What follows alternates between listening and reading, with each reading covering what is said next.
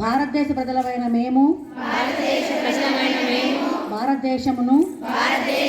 సర్వసత్తాక సార్వభౌమ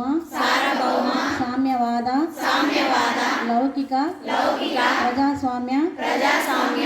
గణతంత్ర రాజ్యముగా నెలకొల్పుటకు పౌరులందరికీ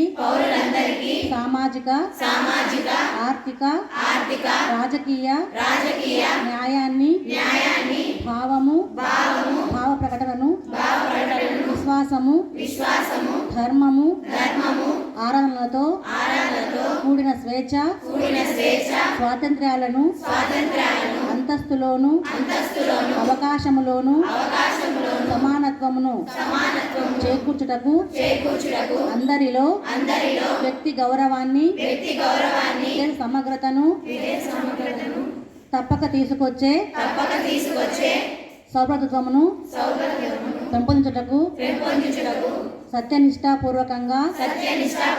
తీర్మానించుకొని 1949 సంవత్సరం నవంబర్ 26వ తేదీన రాజ్యాంగ పరిషత్తులో ఆమోదింపబడి చట్టబద్ధం చేసుకొని మాకు మేము సమర్పించుకుంటున్నాము.